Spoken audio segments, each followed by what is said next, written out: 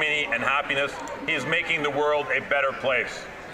I call on this House to declare 2025 the year of compassion. I welcome everyone from across Canada visiting for Tibet Day on the Hill, and a special welcome to Richard Gere, who is a true champion for the campaign for Tibet. Tasha Dalik, Mr. Speaker. Here, here.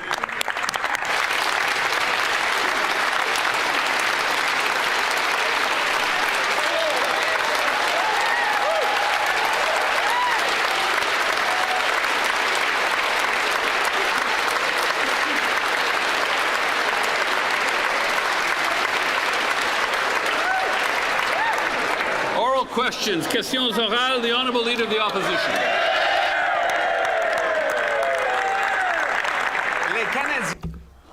Canadians deserve an affordable life with an affordable budget. However, this Prime Minister is using his deficit budget as a credit card with no limits.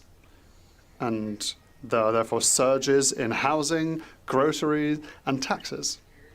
The Parliamentary Budget Officer stated that the Prime Minister has doubled Justin Trudeau deficits that were already record deficits, a $16 billion deficit higher than what he promised. Why is the Prime Minister using his budget as a limitless credit card by forcing Canadians to make sacrifices? The Right Honourable Prime Minister. Mr. Speaker, the 2025 budget is an investment budget, a generational investment budget. It will grow our economy. No, it's not. According to the PBO, Idiots. this policy is sustainable in the long term. The Honourable Leader of the Opposition. It's multi-generational debt, Mr. Speaker. Canadians deserve affordable groceries. The Prime Minister promised that he would be judged by the cost of groceries today. Statistics Canada published its data showing that food inflation is almost double that of the Bank of Canada's targets. It is increasing 40% more quickly than in the States because of liberal taxes. This is a limitless credit card. Does he expect Canadians to pay their groceries with the same magical card? The Right Honourable Prime Minister. Mr. Speaker, I have great news. We're creating jobs. Mr. Speaker, inflation is going down. Inflation has slowed down. And for almost 2 years in a row, inflation is within the Bank of Canada's estimates. We will be reducing inflation we will grow the economy and we will build the future of Canada. The Honourable Leader of the Opposition. The Prime Minister's costly deficit gambles our future on the national credit card. And it drives up food, housing, and tax bills. In fact, the Parliamentary Budget Officer has revealed in his recent report the Prime Minister has doubled Justin Trudeau's deficit. He's brought in the biggest deficit in Canadian history outside of the pandemic, $16 billion bigger than he promised only 7 months ago.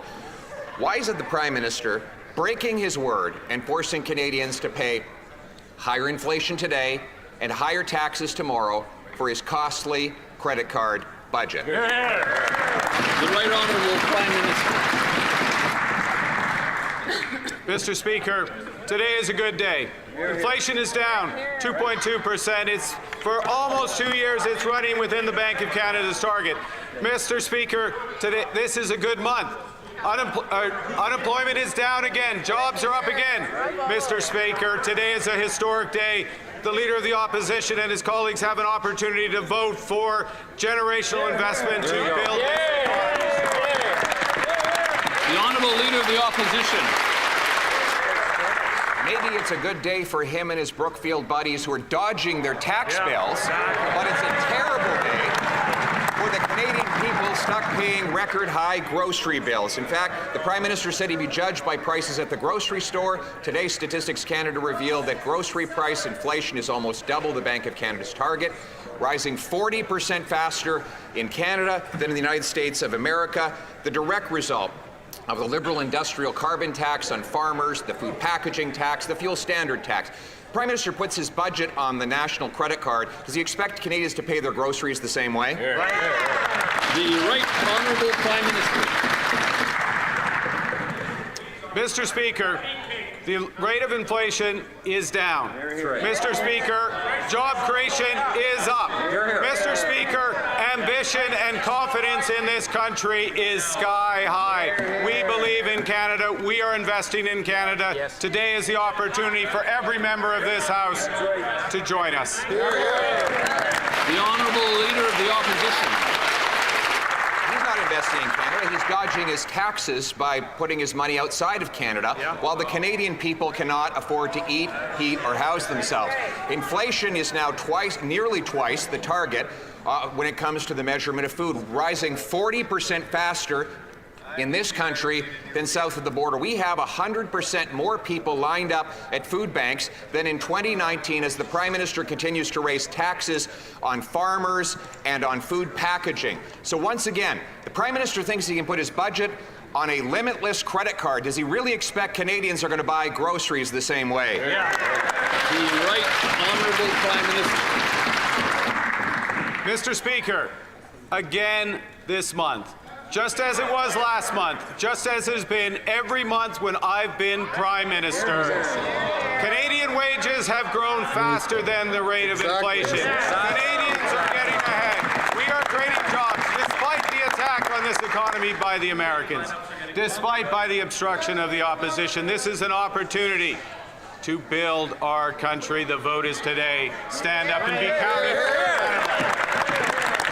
The Honourable Leader of the Opposition.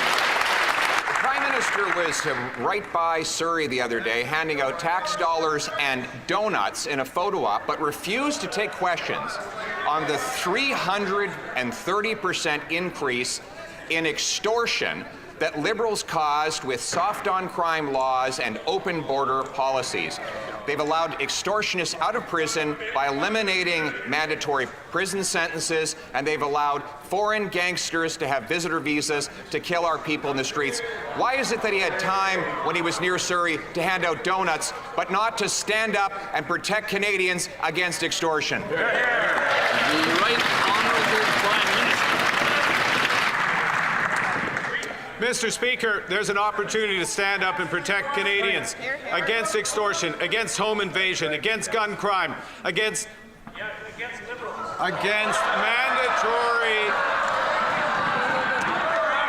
online harm to children. We are putting these legislations in front of this House. The opposition has a chance to support it. We will protect Canadians. The Honourable Member for Bailleau-Chambly. Mr. Speaker, the Prime Minister seems to be in a bit of a precarious spot. Perhaps it's time for him to do some introspection. He claimed that he would quickly eliminate tariffs that have been imposed on Quebec and Canadian products, but they have increased, and even new ones have been added. Will the Prime Minister admit that his strategy has failed? The Right Honourable Prime Minister. Mr. Speaker, Canada has the best agreement with the United States of America. More than 85 of Quebec goods and services, Canadian goods and services that now have zero tariffs. The Honourable Member for Bailleau-Chambly. No one believes that. Absolutely no one believes it. I'm sure the Prime Minister doesn't believe it. After his election, he was also meant to re-establish the principle of free trade. Had he done so, he would not even have to claim that we have the best agreement with the States. Does he agree that his trade agreement strategy with the States has failed? The US President isn't even accepting his phone calls anymore. The Right Honourable Prime Minister. Mr. Speaker, the President of the US has been calling me back because I have his phone number, unlike others in this place, first of all. Now, second of all, today there's the opportunity to invest in Quebec for the projects in Saguenay, in the Matawini mine, with Hydro-Quebec. It's time to invest in the future of Quebec and Canada. Join us. The Honourable Member for Bailleul-Chambly. The Prime Minister seems transfixed on cell phones. In any case, we made 6 requests to the government. Is the government ready to commit to eliminate discrimination against seniors 65 to 75 years of age? Do they commit to increase healthcares to 6% a year? Will they grant credits to young families when they purchase a first house? And maybe if they do that, we might vote for them. The Right Honourable Prime Minister. Mr. Speaker, in the budget, we will protect, and the members of this House could protect, transfers for seniors that amount to $80 billion total. Huge investments in Quebec, the biggest investments in culture, and massive transfers for seniors. That is the choice we have to make today with this budget. For Thornhill.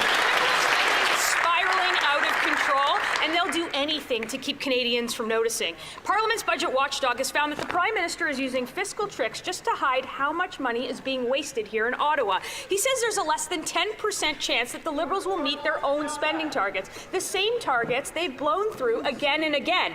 The warnings keep piling up. The waste keeps growing, and the government's commitment to responsibility keeps shrinking. So the real question is, or what are the odds that the watchdog gets fired next, just for telling Canadians the truth? L'honorable ministre des Finances. Mr. Speaker, it's only Monday, and we already have good news, Mr. Speaker. Inflation is down, employment is up, Mr. Speaker, and we presented to Canadians a generational investment budget, Mr. Speaker. We're going to invest to build this country. We're going to invest to protect our sovereignty. We're going to empower Canadians. Mr. Speaker, we're going to grow this economy the second fastest rate in the G7, Mr. Speaker, because we believe in Canada, and Canadians are going to see whether the Conservative believe in Canada, because today we'll have a vote, and let's hope that we're going to walk together. Mr. Speaker, Canada needs to grow. The honourable member for Thornhill. Can't afford groceries, they can't afford rent, they can't afford their mortgages, and they want us to support the reason why. I think most Canadians would say no thanks. But back to the parliamentary budget officer. Remember, this is the same watchdog who called Liberal spending stupefying, shocking, and unsustainable. Now he says the government has abandoned any restraint at all. So no wonder the Prime Minister wants him gone.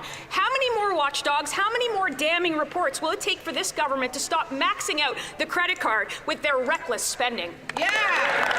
L'honorable ministre des Finances. Mr. Speaker, I know it's a big budget. I'm afraid they may have missed a chapter, Mr. Speaker. Let me help them.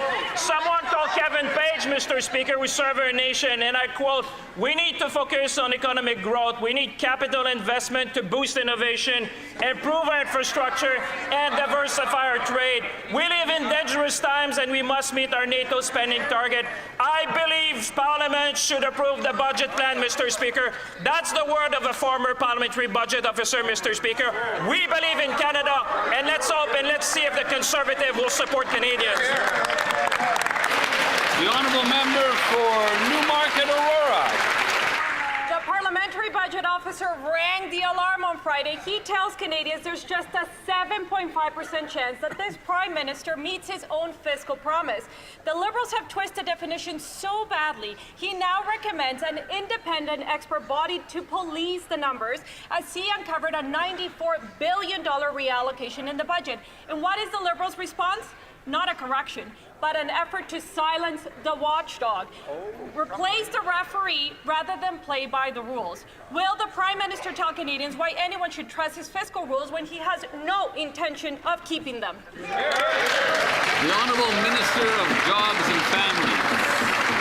Mr. Speaker, I'm a member of Parliament for a region that has many small communities.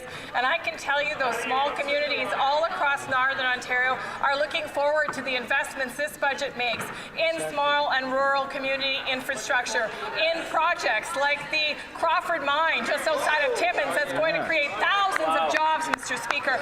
These Canadians, these Northern Ontario Canadians know they have so much to offer, and they are imploring members opposite to vote for them in this evening. Member for Newmarket, Aurora. Of course, the Liberal government shrugs off their own experts when truth is not convenient to them.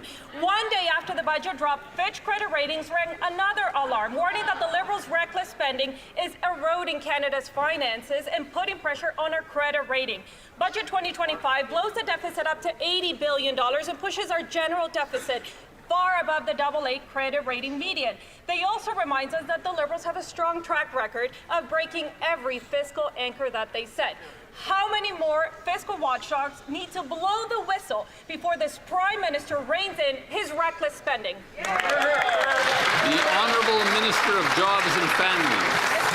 Historically, this budget aims to invest not only in infrastructure that typically is covered solely by promises, but also in health infrastructure, Mr. Speaker, in small communities like Kenora, Mr. Speaker, where communities are waiting for those investments so that they can too have the kind of promise that Canadians in larger municipalities have, Mr. Speaker. And so let me just be clear. In Nipigon, Ontario, Mr. Speaker, where I visited a school food program, we are so excited that program will become permanent. On this side, we know that children need food to thrive. We hope they don't vote against hungry kids. L'honorable député de Richmond-Arthabasca. The Honourable Member for Richmond-Athabasca. Thank you, Mr. Speaker. What is the Parliamentary Budget Officer's role?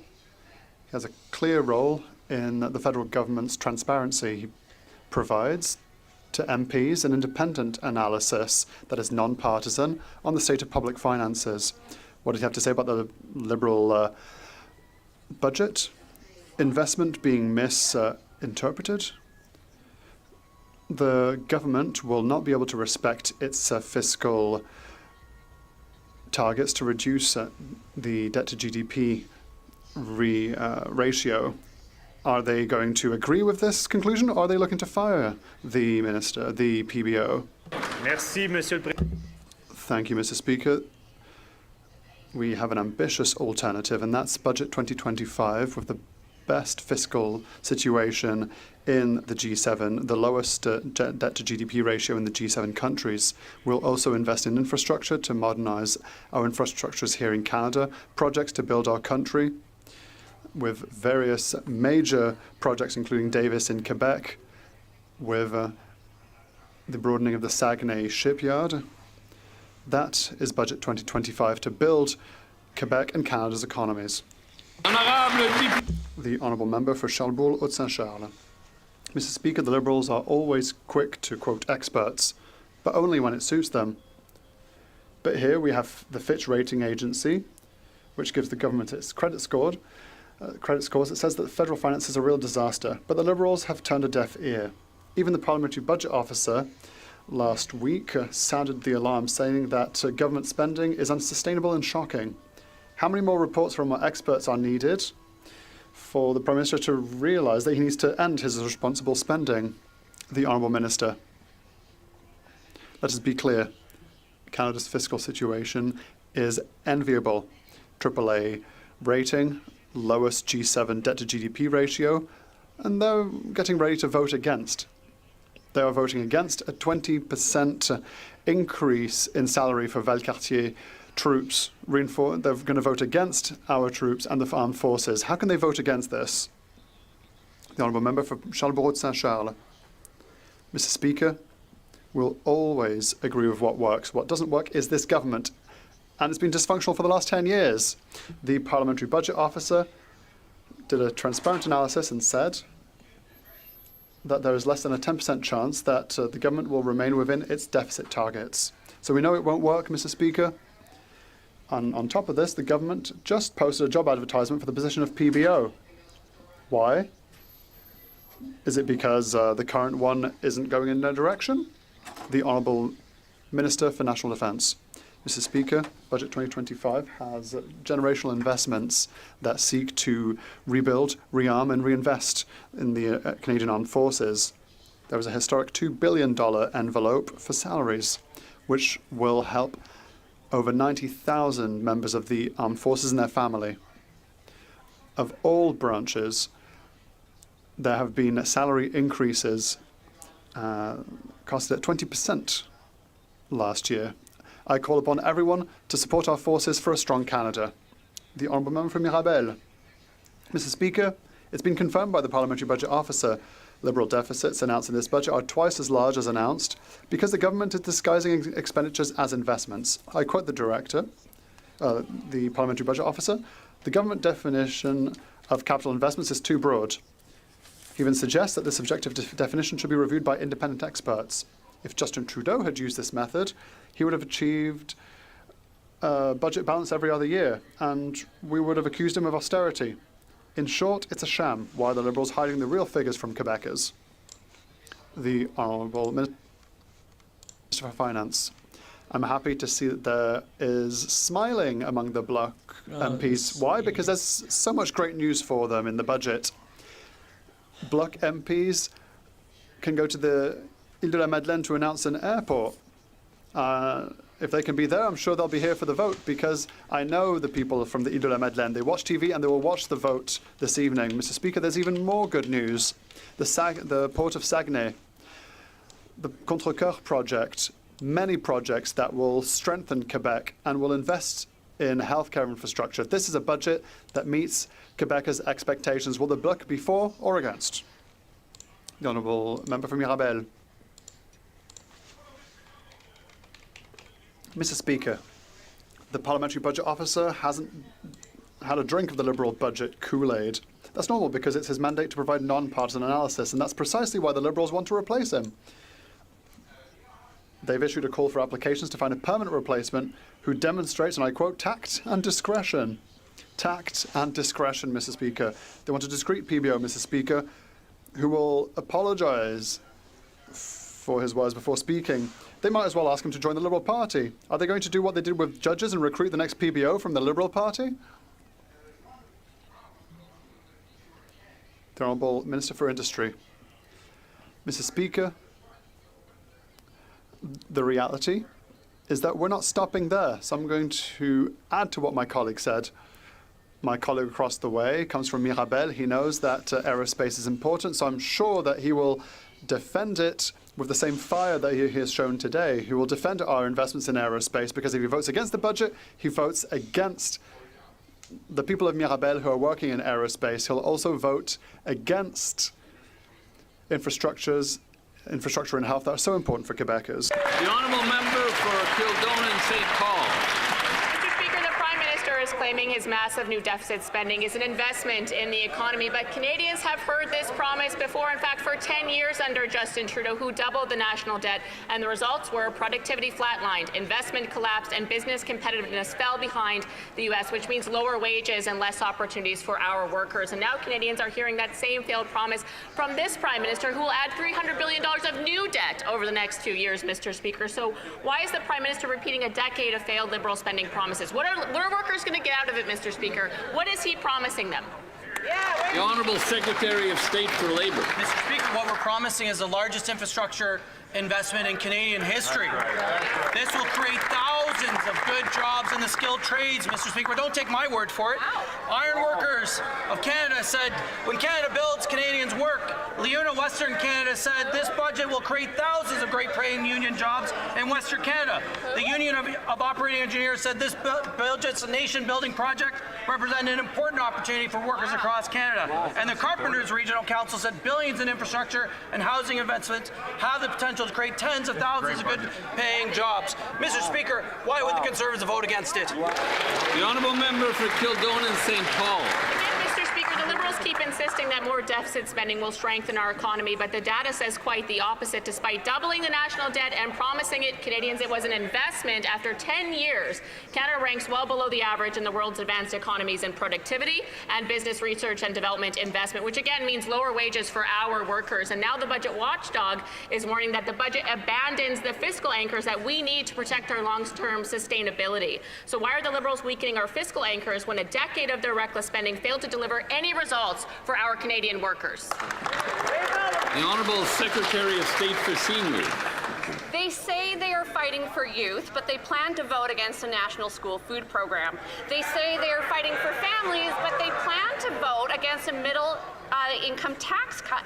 They say they are fighting for workers, but they plan to vote against $75 million in apprenticeship funding. And they say they are fighting for our borders, but they plan to vote against a much-needed pay raise for our service members in our armed forces, including in my riding of Esquimalt at CFB Esquimalt. Canadians want to know who they are fighting for, because it certainly isn't them. L'honorable député de Mégantic-L'Érable. The honourable member for Mégantic-L'Érable. Mr. Speaker, imagine all the things you could buy if you were given a credit card with no limit, and you'd never have to pay off the balance at the end of the month. You could just pass the bill on to your children and your children's children, and that's exactly what this Liberal Prime Minister is doing. A budget in the red that will put generations of Canadians in the red.